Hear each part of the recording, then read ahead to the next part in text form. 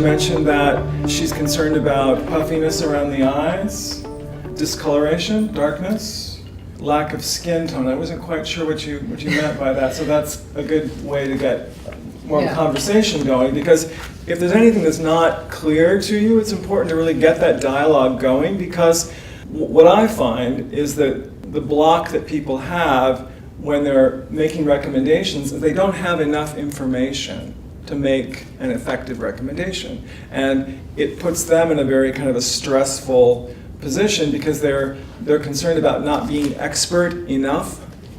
And so if it's all about just really finding out what this client actually needs, it makes it a collaboration.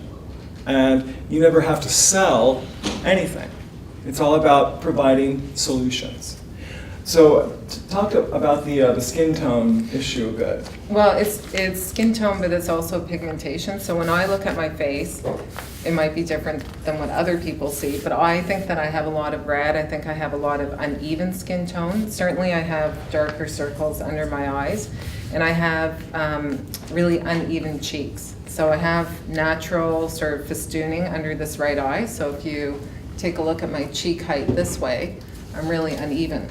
And so I'm in the injectable business, and people will actually come up to me and ask me, when were you last injected in your tear troughs? Because they look over-injected because I'm so uneven side to side. So that really bothers me. And I don't have a lot of time in the morning. This is a big aspect too, is how much time is the client really willing to spend? That's a big determining factor. So what would you say is a realistic everyday amount of time? Okay, if I spend 10 minutes, that would be a lot. Because I oftentimes come from Bikram yoga, so I'm really hot and sweaty and gross, and I shower and go straight to work. So you'll be horrified to hear this, but I will actually pull over I will pull over at the side of the road and do my makeup in the car before I go in the office. Colorescience, our newest sort of direction is all about doing more with fewer products and gearing it towards someone who really does actually do part of their makeup in the car. I mean, a lot of people do. It's a reality thing. So that, of course, gives you the opportunity to bring up something like the Beauty on the Go kit, which gives her a full face kit, eyes, cheeks, lips, brows, liner, shadow, everything in one kit. So this can go in her bag, she can take it with her to the gym, whatever she needs to really give her the tools that she will want to use, because it's realistic and gives her the outcome, of course, at the same time. So with Colorescience, you have a series of different ways that you can create very deliberate sheer layers. And the operative word there is sheer, because sheer deliberate layers actually mimic the variation in the natural skin tone and texture. If we think of our skin as a surface, our skin is a light absorbing surface. And so traditional makeup, because of how it's comprised of dyes, waxes, fragrance, alcohols, petrochemicals, it actually is also a light absorbing surface. So you take that traditional makeup and you put it on, and we're seeing immediately an artificial texture. With mineral, entirely light reflective. And so even before you do anything in the way of actual strategic coverage, the skin looks more perfect with less effort than it actually is in reality. So that was one of the main things that attracted me to Colorescience first, was that it's a better illusion, a better makeup tool to create that illusion of bare, healthy skin. Even when it's not sheer, it appears to be sheer. And so it's highly commercial because of that, and it's really what everyone wants. If you ask anyone, well, what do you want from foundation, from makeup? Well, I'd like to look like myself, like I look natural, like I kind of wake up like this. They want that seemingly effortless element versus looking like they spent a lot of time painting a lot of stuff on. So to me, it's the perfect complement to people who are focused on their skin anyway, because number one, it completes the actual protection of the skin. Mineral, aside from its other benefits, is highly effective as a barrier against moisture loss. It's physical, it's inert, it doesn't break down regardless of what the environment is. At the same time, it's particulate. And so the skin is able to oxygenate, exfoliate, do everything it needs to do without being interrupted in the way that occlusive cosmetics have that characteristic. So those are the type of features and benefits, I think, that are really important to pass on to your clients. They're used to hearing things from you like, oh, it's much better for you. They're used to hearing that. And for a lot of people, that's not a big incentive. The bottom line is, how do I look when I have it on? How does it feel? And the reality is, it's a better makeup illusion. It's a better tool for perfecting and not looking made up. So she talked about the various concerns she has, and she mentioned redness quite a few times. When you look at your skin, you see redness before you see anything else? I think I'm all sort of modeled through here, and I don't have anything on right now, but I feel like I'm all modeled through here, almost mask-like, and I certainly am dark under the eyes. Okay, so darkness, redness, two big, very common issues. We also have what's called the corrector kit, which is your go-to for any type of specific camouflage needs. Within this kit, you can address pigmentation, either hypo or hyper, redness, under-eye darkness, the big issues that everyone tends to have on a daily basis. But what I find many times is that this kit is positioned as a temporary coverage product when someone's healing after something or just after injectables, when in actuality, it's both foundation and concealer and a contouring product all in one palette. So if the client doesn't see what it's capable of, much more difficult to retail that. So we'll be using it in that way today, so you'll have a chance to see it maximized versus minimized. But before any of those sheer layers occurs, the very first sheer layer that really is crucial is what we call mineral prep. And what mineral prep involves is creating the most hydrated, firmed, glassy surface possible, because the mineral is going to respond to whatever surface is put on top of. It becomes that texture. And so if that texture isn't as hydrated as it could be, if it isn't as refined as it could be, then the mineral will actually accentuate that. And that's that experience you hear people talk about, is that they're putting their mineral onto an unprepped surface. And so it tends to exaggerate versus minimize. So the very first component in this mineral prep category are our 3 hydrating mists. And these are designed for different skin tendencies. We have one that's a great balancer for oil-rich or congestion-prone skin. We have one that has a unique heavy water component for skin that's very dry or low in oil production. And then one for all skin types, which is a blend of primarily antioxidant vitamin E to shield the skin when it's out in the sun. So this is technically part of your sun protection line, but can be used with the makeup as well. So I find if someone's going to be seeing Colorescience for the first time, and I don't know necessarily what's on their skin exactly, I find that going to one of the mists, and we're going to use the combination skin mist for our client, because she really has that type of skin that's obviously not ultra dry, obviously not ultra oily, so she's kind of a combination. So we're misting this to create instant hydration. Instant. And also, of course, it reactivates whatever moisture is already on her skin. So we're starting that whole process of perfecting. So the next step, of course, is the eye area. And we have a concentrate, a peptide-infused, vitamin-based concentrate that is very, very specific for firming and smoothing and plumping up the texture what we call expression texture, i.e. wrinkles.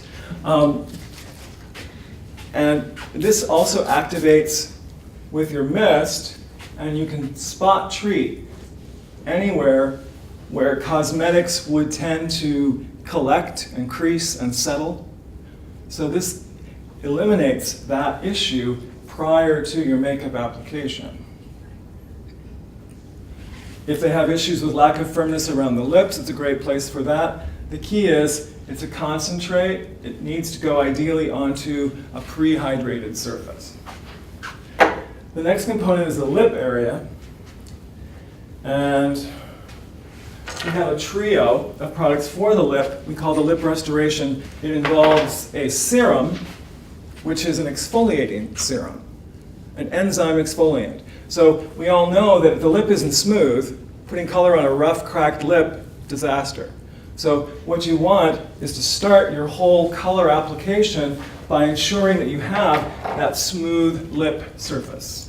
So it can be left on the lips overnight as a treatment, or it can be cleansed off, depending on how you feel the client wants to work with it. But the key is it happens before color. Also, its opposite usage is as a dissolver for any type of lip color they have on their lips, say at the end of the day. It takes that off, breaks it down as it exfoliates their lip. So it's a great treatment room product because they're obviously coming in to see you, usually with some level of makeup on. So it's a great way to start the whole treatment process by addressing the lips specifically, because it tends to be a neglected area. And if they're investing in lip augmentation procedures, it's going to keep the integrity of the actual tissue of the lip in really good condition, so your injectable results will be that much better. So it's not like a substitute for injectables, it's a support product for injectables. The next component is what's called lip serum, and this also is a therapeutic peptide based on vitamin A and vitamin E. And you'll notice that it has a cosmetic tint and also a lot of light reflection. So it starts the whole color improvement process because the lip immediately looks healthier, more full, and you allow this to settle into the lip tissue while you do the rest of the makeup. So when you're ready for finishing with lips, the lips are in that great, smooth, hydrated condition. So the color looks its best. The third component is really a kind of a foundation for the lips, which is tinted. We call this Bed of Roses. The color is designed to mimic the color of the natural tissue in the lip. So it works on everyone to give them an immediate, healthy, vitalized lip. And the texture really is like a paint. It's very, very wet, and you can create very, very long-wearing color that if the client has issues with feathering or bleeding, it solves that issue. So that's your lip component. So we've done the exfoliant and lip serum. And then your last component is what's called Pep Up Gel. And this is a 10-peptide tinted bronzing firming gel. So lots of skin structure support from your peptides, and then a combination of both pearl and mineral pigment. So we'll just do one pump, and you can see how, again, it's tinted. We'll go back to her mist, and we know that hydration is attracted to hydration. So being a water-based serum, it likes a wet application. So this is adding an immediate glow, but also helping start the process of neutralizing red and brown tones in the skin, because that apricot color helps neutralize both. So it's a great way to create this perfect world for your mineral to live on top of, for the lips, for the eyes, and full face. So you mentioned that redness was a priority for you, and so we have a primer which its newest name is Skin Bronzing Primer. And some of you may know it who've had the line for a while as Wild to Mild. And It's the go-to for concerns about pigmentation and concerns about redness. It addresses both at the same time. The golden component addresses your redness, and the apricot component addresses browns. They neutralize. So it's a big seller for us for that reason, because it's a very common concern. So I find it's important to show the client how the primer is fast and easy to use. So if you start with a kind of a pearl size amount and just move it onto the fingertips and start at the neck and just smooth it over the whole face, just like she's applying a moisturizer. It's not a rubbing or a scrubbing motion, it's just flat of the fingertips. What do we call that? Effleurage? It's that kind of a motion. So then, if she wanted, on that quick, easy day when she's in a rush, that's her whole primer application. But if she wanted, she could detail with it afterwards. Say around the nose, or maybe she has issues, she mentioned around the mouth. And then under the eyes, of course, it's going to help brighten. Look upward for me. So you'll recall that on her eye area, she has the Pep Up concentrate. So the primer immediately melts into that concentrate, and she gets an area that's matte and smooth, but the primer is holding all that peptide therapy on her skin the entire day until she cleanses her makeup off. So detailing. So this whole concept of pre-perfecting allows you to get the most predictable, most effective, most long-wearing makeup application with the least amount of effort. The tendency for most people is to put on too much product and not move it enough. So our recommendation always is to use less than you think you're going to need and move it more than you think you need to, and you'll get the perfect result. So her finishing step, as far as the overall look of the skin, would be her foundation and concealer kit, which we call the corrector kit. And what's great about a palette is you can hold it up to the face and you can really decide, okay, so what range of color is her skin in? If we look at the very top, it's darker than she is. At the very bottom, it's lighter than she is. So she's right in that middle category. And we talked earlier about how sheer layers mimic the variety in the skin. A combination of color also mimics the variety of the skin. So the brush that I find, I'm going to have our client actually hold that so she gets used to holding it, because obviously she's taking it home with her. So we're going to work with a retractable brush, and this brush is customizable to be made to be more firm and more targeted and more concentrated, or you can make it more of a blush or a bronzer shape, or you can open it wide up and use it for your all-over foundation. The two key concepts that are really important with mineral that I find can't be verbalized enough is that mineral responds to how you move it. Right now, to load our brush, we're circling, let's maybe turn it that way, sorry. We're circling to load those three colors. We're not digging, we're not swiping, it's a circle, because that loads all three uniformly. And then her initial application is the same thing. It's a circle. Because what this does is it meshes her primer with her serum, with her foundation. It's all being meshed together. And I find it's very important that the client see the progression of how the makeup is looking. So do just the one side first. And I find also it seems a little bit unimportant, but it's important not to give them a small mirror. Give them something big so they can see overall. Oh, yeah. So obviously we haven't dealt with specific areas yet, but that's our next phase, is you're starting big picture and you're finishing with the details. Just the opposite of how most people approach makeup. they start out focusing on all their flaws and then spend the rest of the time trying to make that look natural because they put on too much product. Whereas this way, you're honing in after you have the benefit of the foundation. So obviously we need a tool that's smaller. So the brush comes with a flat, firm concealer style brush. And this gives us an opportunity to detail. So for example, she has an issue with redness here on the cheek. We'll go to those same 3 tones that we've used for her foundation, and we'll mix them again. This time we're pressing for a more concentrated color, and we're pressing.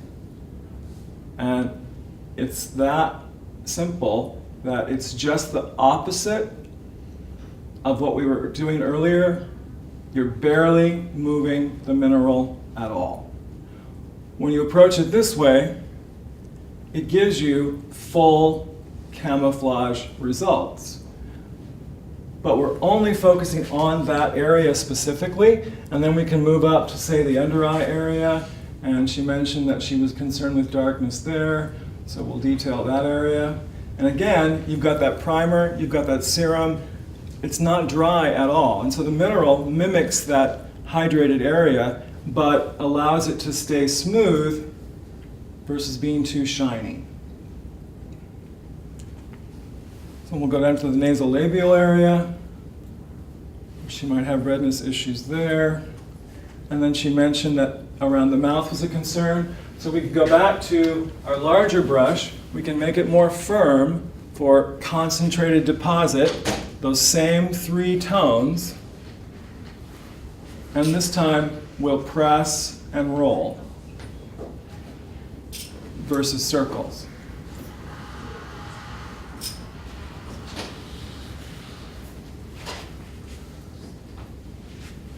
We've addressed all 3 of those areas with that one palette. Her last way to use the palette would be to go to the 2 very deepest tones, stay with that same firm brush, and she can use those colors as a contour to start her cheek color application. So for this, we're going under the bone, and we're pressing and rolling along that bone shape to create definition here, which automatically creates a highlight there even before you put anything there. So for every face shape you work on, this is the best place to start contouring because this is where everyone's bone structure is most pronounced. And for most people, it comes to about the outer corner of the eye, and that's where the cheek starts to get more rounded.